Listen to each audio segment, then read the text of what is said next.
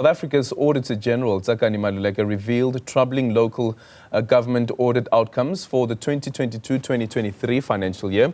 In a recent briefing to the Portfolio Committee on Cooperative Governance and Traditional Affairs, Maluleke reported that only 34 of the country's 257 municipalities achieved clean audits. The audit results show that 110 municipalities were unqualified with findings, 90 of them qualified with findings, 6 had adverse findings, and 14 were disclaimed, with only 3 audits remaining outstanding. Dr.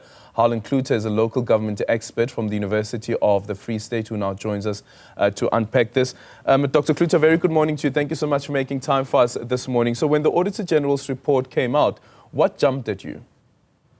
Good morning, Aldrin. Good morning to the viewers as well. Look, if we look at the outcomes, Michael Watkins calls a predictable surprise. We've heard this before. She said it the previous year that municipalities are not performing the way they should. We've got a governance challenge in municipalities. We've got an accountability problem, and there's a lack of consequences. She said that the previous year. So what is very, very clear to me and to others is that municipalities are listening, but they are not hearing. They are simply, or let me put it that way, they hear what she's saying, but they are not listening. Yeah, and when we speak about the accountability, this is what she says. Municipal managers and officials face limited consequences when they provide unreliable information in financial statements and in-year reports. Financial losses due to misconduct or negligence rarely have repercussions, as councils do not hold those responsible to account.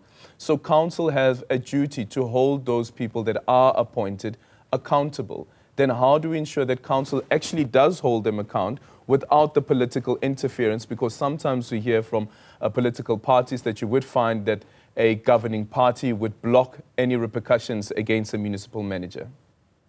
But it is exactly that. Let's start there. A municipality is defined as the community, a political arm, and the administrative arm. And there has to be checks and balances and accountability. And so if I'm going to hold you accountable, Adrian, I need to ask the right questions. And so you need a competency levels at the political arm of it. And then you need, so that you have political will. Then you need competent, ethical, and accountable leadership also in the administration to run the affairs of government. And so when you do wrong, that there's consequences if you do wrong. You have to be taken either through a disciplinary process, and that's why the Auditor General's office now issue material irregularities, so that they can go for the accounting officer in the case where there is no consequences, if there's no action, because the Auditor General is saying we can't keep on repeating and pointing out the same areas of concern and you do nothing about it. And so I think some things are also cleverly sometimes hidden away from the politicians. Politicians may not know the right questions to ask. And so the oversight responsibility lies with the politicians. Yeah, interesting that you raised the issue around competency and also asking the right questions. When we spoke to the Minister of Cooperative Governance and Traditional Affairs, Nkosini Hlabisa, last week, he mentioned this as well, but more specifically at a higher level with, for instance, the mayor, and that the mayor should have at least some academic qualification. But when it comes to the council, because the mayor is elected by the council, what conversations should be held between the political parties around getting the right caliber of public representatives in the councils? Because it can't just be the person who has been campaigning for the political party, and on that basis, the person is rewarded with a seat in a council. I think there's also a fine line there, is that one should caution of not making our politics elitist. You can be a professor and not have political will, or you can be a professor and you can be corrupt as well. And so I think it's a combination of making sure that there's accountability. And so political parties, yes, must make sure that that the right candidates are there. I think it's a combination of having will and having the passion and the zeal to be able to ask these right questions, and then financial, and to also look at overall performance of an institution. And so it's the political will that is sometimes lacking, and also, to be fair, it takes about the learning curve from being a critique of local government, and to being in government. The learning curve is extremely high. And so for a councillor to figure out how this thing works takes about 4 to 5 years. And just when he or she has figured out the terms, and so it's firstly the learning curve. It's about a commitment to learning. It's about asking the right questions and trying to figure out how this machine works. And there you have to have a very strong relationship also with your administrators. So it is not as easy as switching on a light. It's not. I'm not here to say governance is easy. It's complex. There's a lot of contradictions. There's lots of ambiguity within the system, and so it's all a combination of those factors. But it helps if the leader is ethical, and he is willing to learn. Yeah, but isn't that maybe one of the major issues that politicians would sometimes use as well? That the criteria to become a council member, or the criteria to become a member of the legislature, that the bar is very low. So you have the bar is very low, and because of that, you sometimes do find people who are not adequately well equipped to actually be a member of council, becoming a member of council.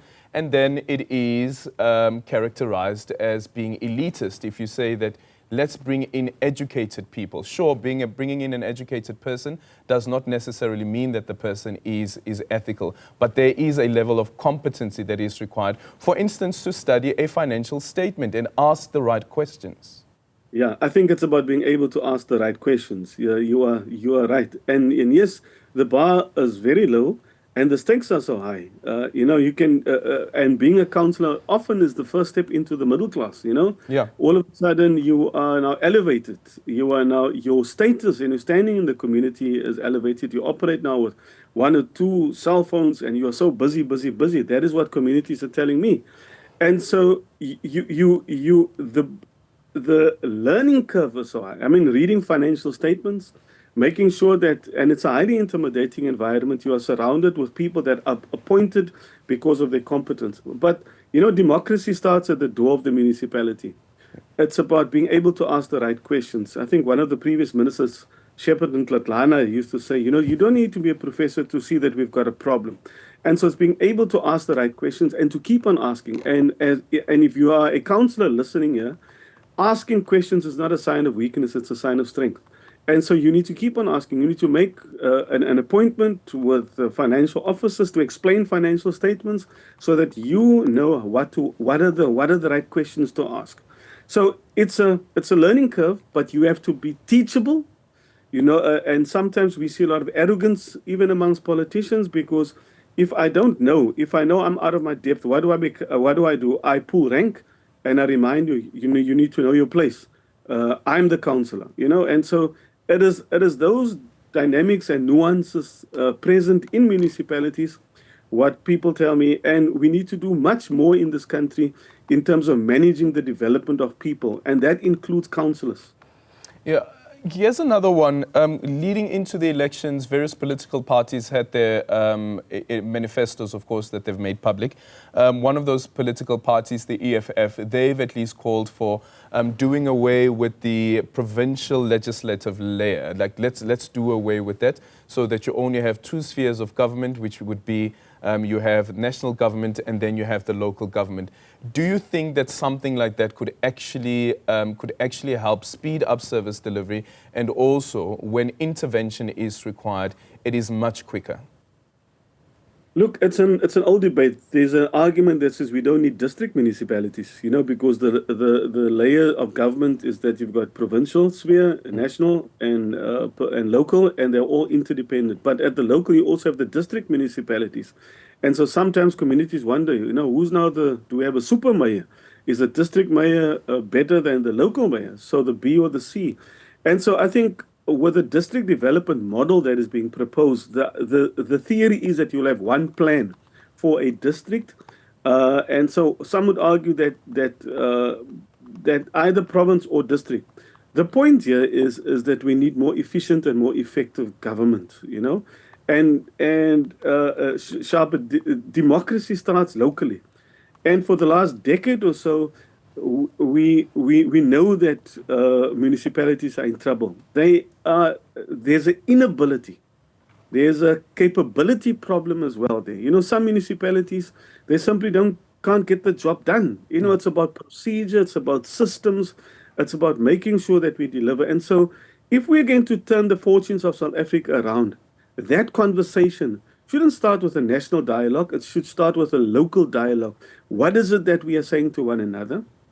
And how do we capacitate and increase the level of participation of local communities? Because some communities tell me, you know, the only time government listen if they see the smoke. I ask, what do you mean? When they see the tires burning, that's when they respond. So local government, in many cases, are very reactive in their response. Unfortunately, I've heard that as well when covering protests, that people will argue that it's only once there is violence that you will see government officials coming to address the concerns raised by the residents. But thank you so much for your time. Harlan Cloete there is a local government expert. It is our focus this morning and throughout the day, where we look at local governments throughout the various municipalities throughout the country. And today on this show, our specific focus is on Ekurhuleni. So